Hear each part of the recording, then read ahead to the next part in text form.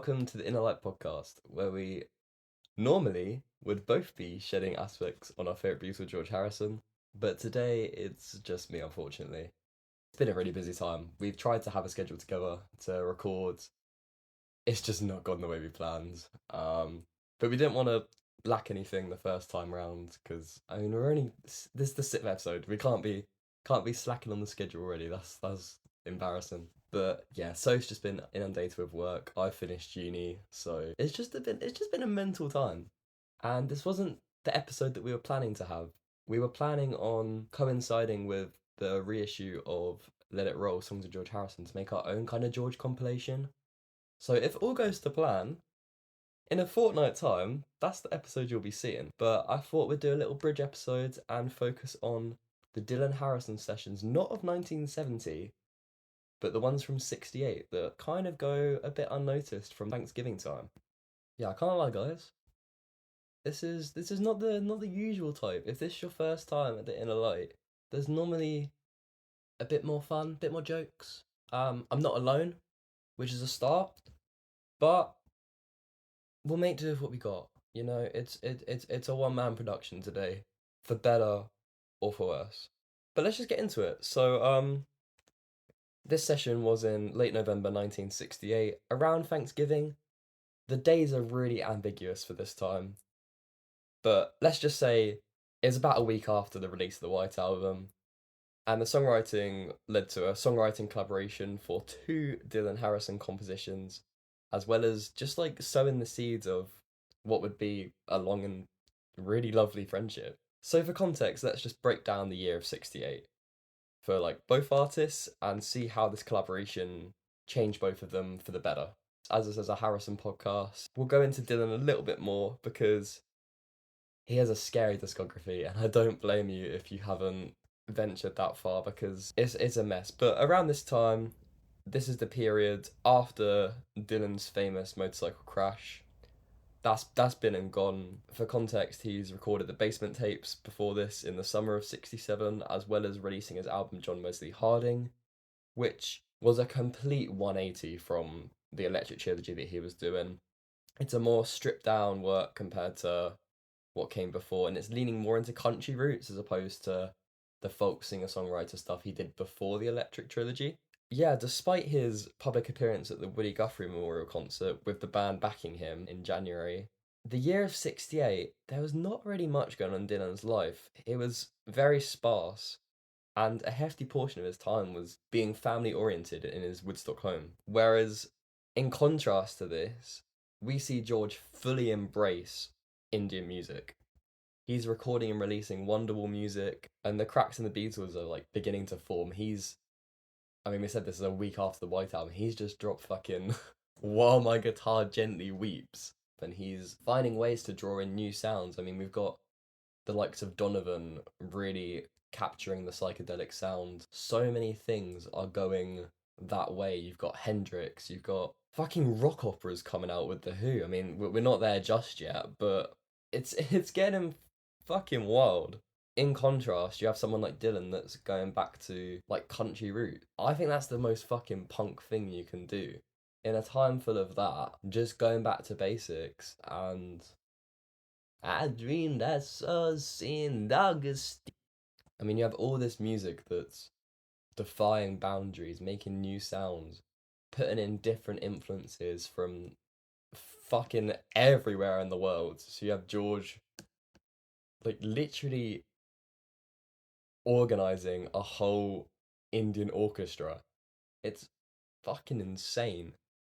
And in contrast, we've got Bob Dylan, who's just making some beautiful songs.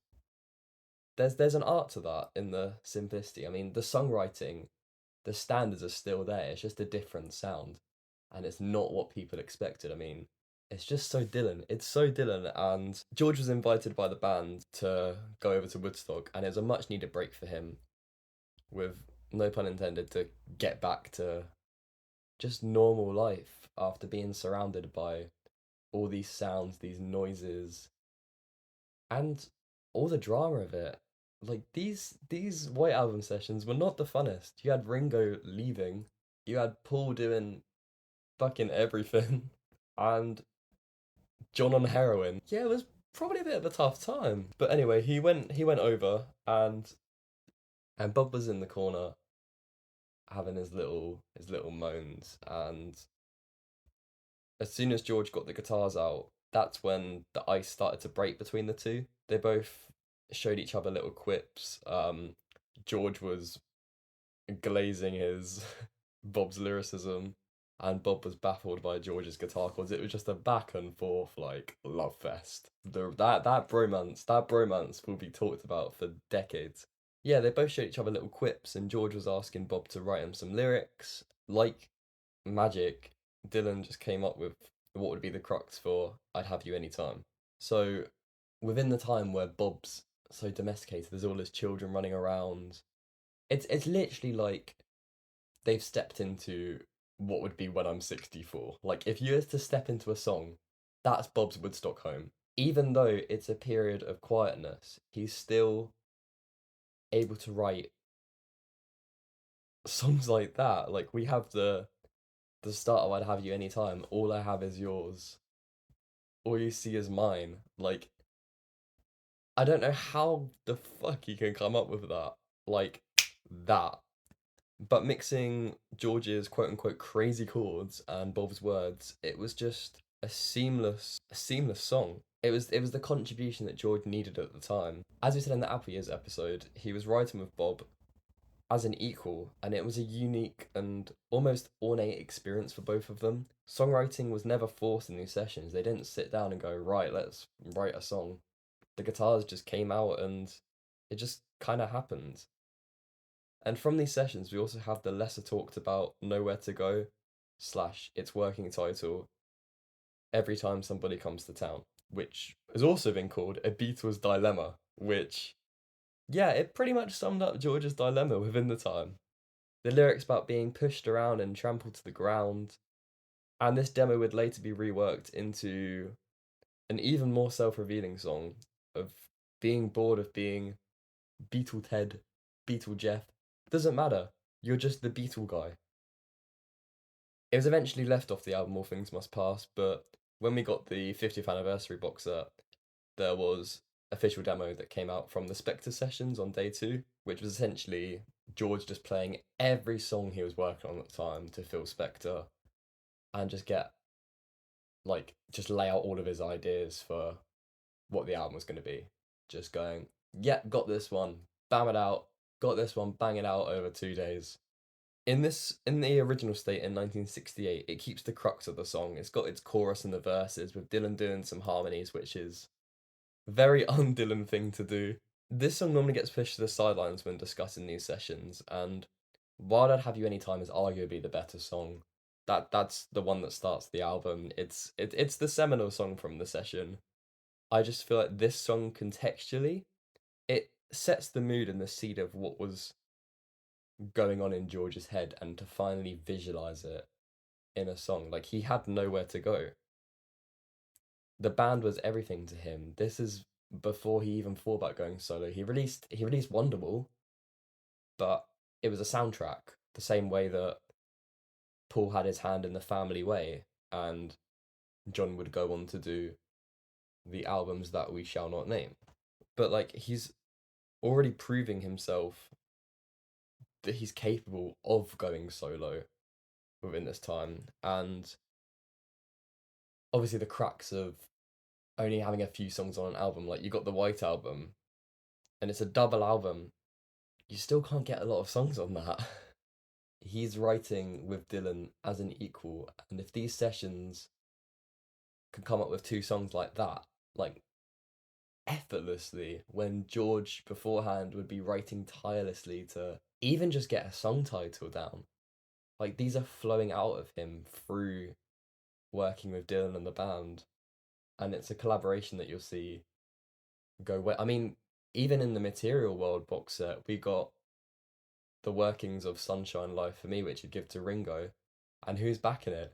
It's the fucking band. It's so great to see, but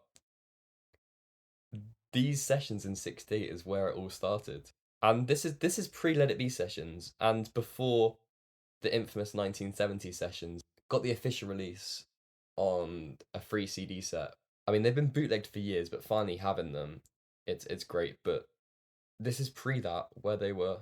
It was that primitive stage of the friendship. Like they met a few times in passing, but this is like they were living together for a couple of days, and it's crazy how quick this relationship grew and how much they had in common while having vastly different experiences in life. George described it as a really lovely time when he was there. And also how hard it must have been after that to then go into the get back sessions with people you've been clashing with already and go back into the Beatles dynamic where you're not writing as an equal, you're writing on your own again. Not against Lennon and McCartney, but I mean, he was writing so many songs around this time.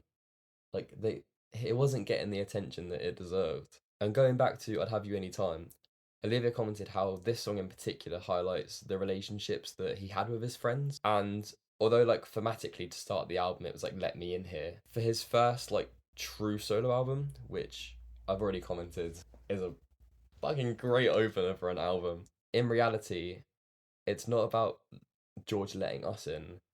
He was talking to Bob directly and no one else. It was a raw, intimate moment. He always held his friends in high regard and loved his friendships, and here you can see that.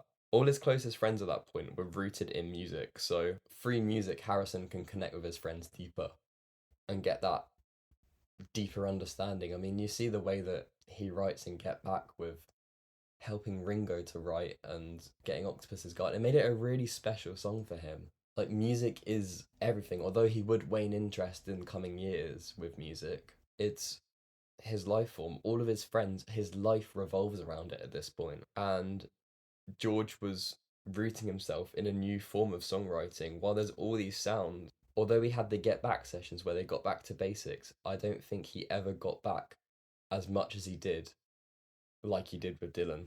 Which, of course, is like, that's a bold claim, but you could tell that although they tried to rekindle the Beatles' relationship that they had in the later days, it just never went the same way.